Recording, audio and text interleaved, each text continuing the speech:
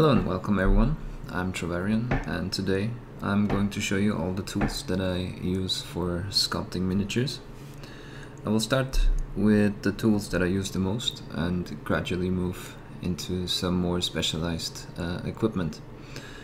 So the first tool that I use is a spatula tool. It has this shape when viewed from the broadside, and from the side view it has a slight bend.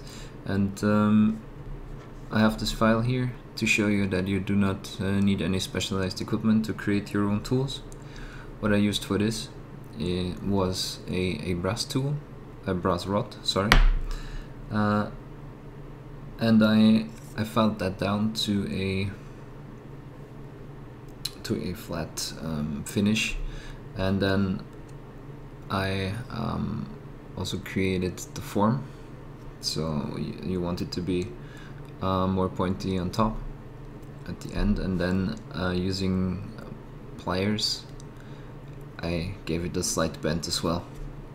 You don't want to use a straight tool because this is much more versatile, and straight tools could leave some finishes that you do not want.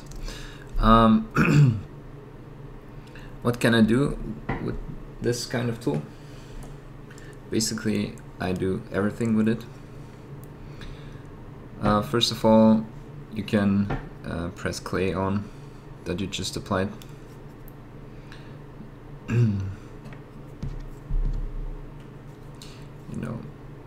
Like this.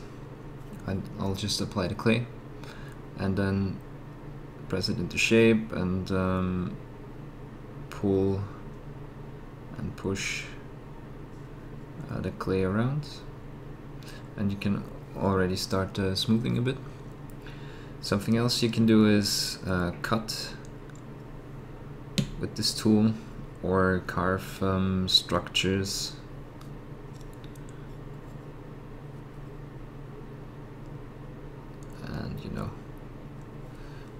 Work in details and crevices like this, for example, and then I could, for example, shape the biceps and so on. So for practical reasons, I usually have two tools in one, and the other tool that I use a lot is this Reek tool, and I did this one by cutting off some guitar string and then putting it into this pencil. If you do not have guitar string available, you can also create a tool like that by using a normal wire, and then using a Dremel tool or again a simple file like that. You put in grooves into the wire, parallel grooves like this, and the more regular you do your grooves, the finer the structure you can carve will be. And what's the purpose of tools like these? Basically it's the main tool for blending together volumes. You can see here this is a bit more rough,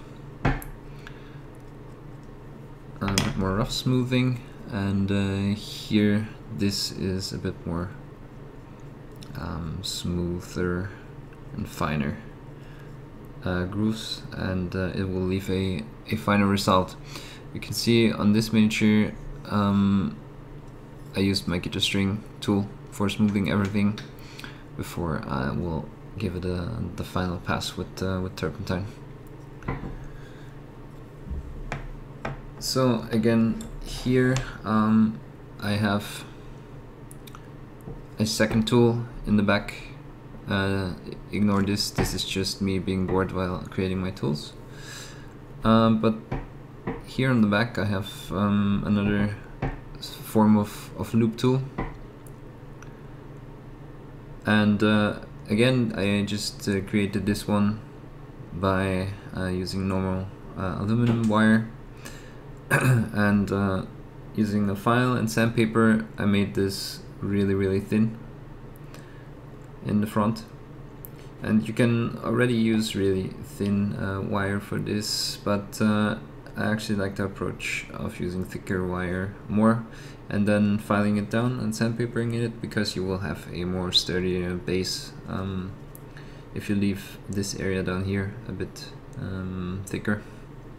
So what I'm doing with this is this is what I use for creating negative space when I don't want clay to come out on the edges. You know, you could just press in the tool, but then the clay obviously will go to the sides and stay there, and sometimes you don't want that. Say you want a hollow cave, you want to carve out the inside of a skull or something like that. For creating negative space, sometimes also we use these ball tools, and they come in various shapes, and not shapes but sizes obviously, and I just have these two here to show you that there's different manufacturers. These seem to be the most widely known ones. They're advertised as polymer ball tools, or maybe nail art tools sometimes. I got these off Amazon, and you can get these probably by eBay or Amazon as well.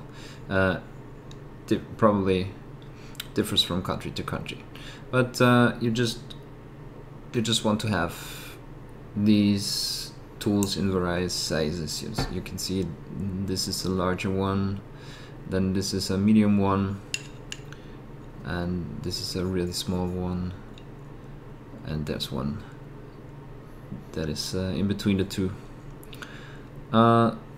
Again, say if you want to create a skull, for example, you could do the eyes like this, the eye sockets.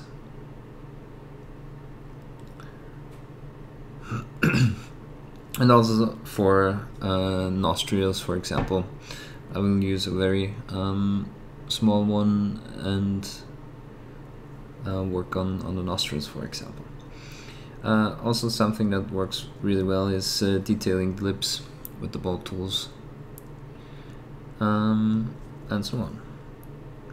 Yeah, also folds can be worked with these as well, but that's not all. You can come up with different uses as well. They're really practical. So this is what I use for all the scales, whether it is 1 to 10, 1 to 8, 1 to 6, or even smaller miniatures like 72 or 54, and even for the really small ones.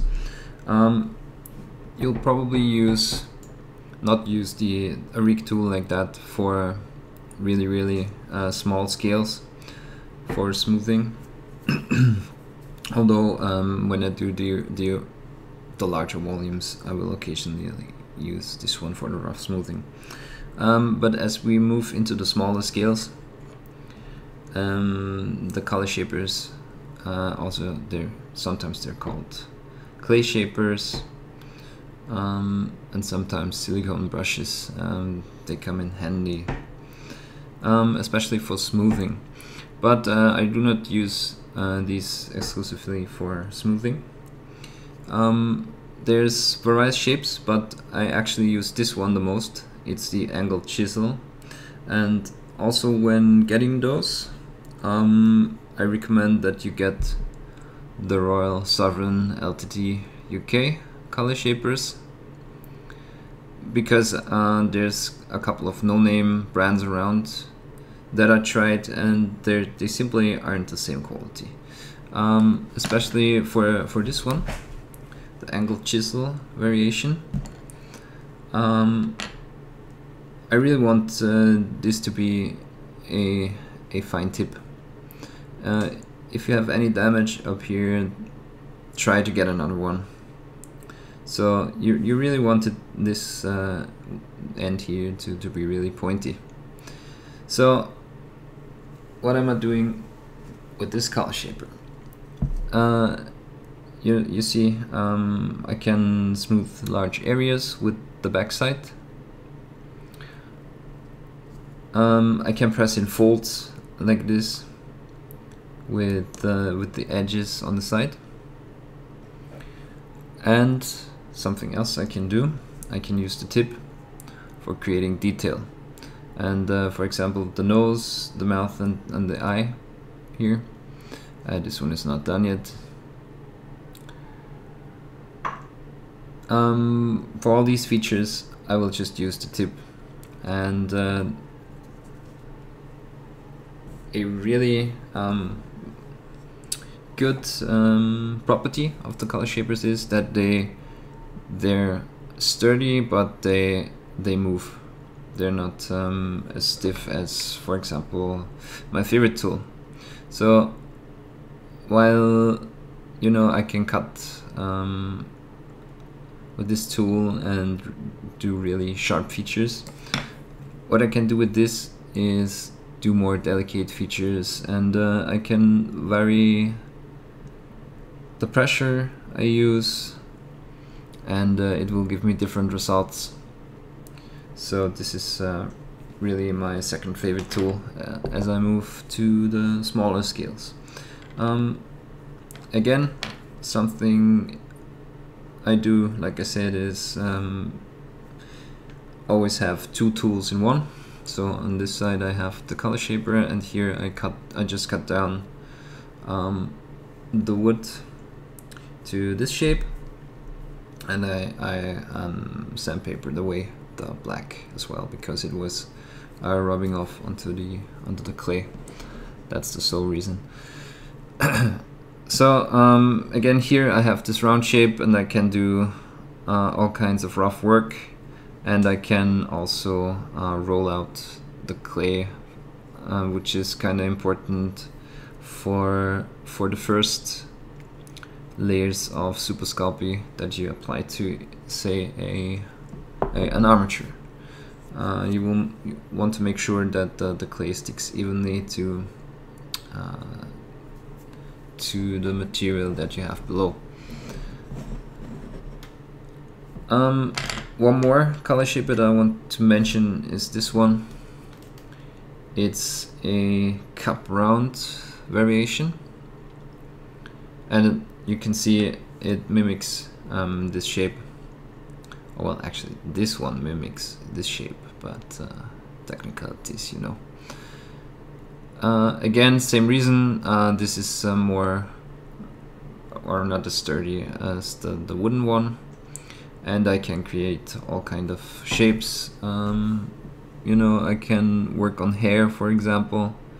If I want really curvy hair, I can detail the hair with that, or I can make shapes that are somewhat round with it, and so on. But here we're already very situational. So that's the color shapers. One more thing that I want to mention right now: for smoothing, I just use a very old brush that I had for painting. This is a Raphael 8404 that I probably bought like 10 years ago, and the tip got lost eventually. And but it's still a really good brush. The bristles aren't spreading in front, and it's soft.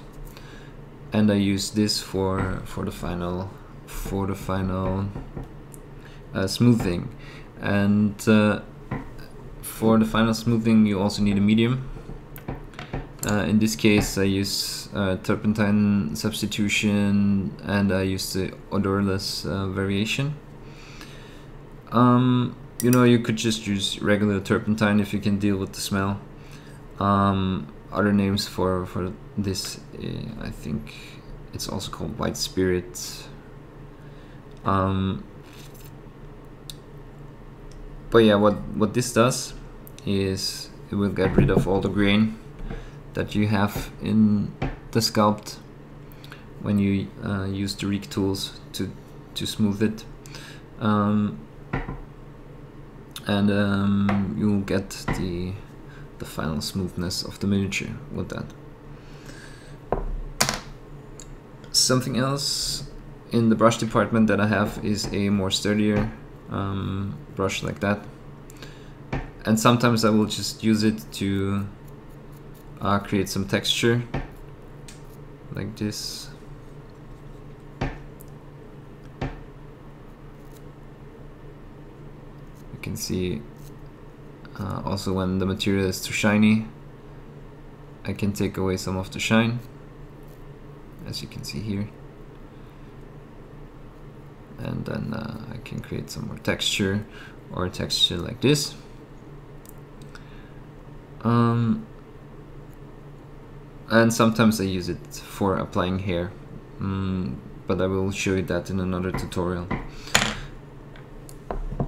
Something I will use when doing really large sculpts is a wooden tool like that, though this one is probably too big. Something like this would be better, but I haven't come around. I haven't found one of these yet, so I just use the this one when the need arises.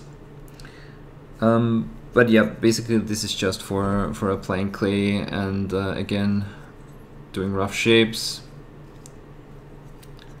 and so on. This is not necessary, but sometimes it's helpful.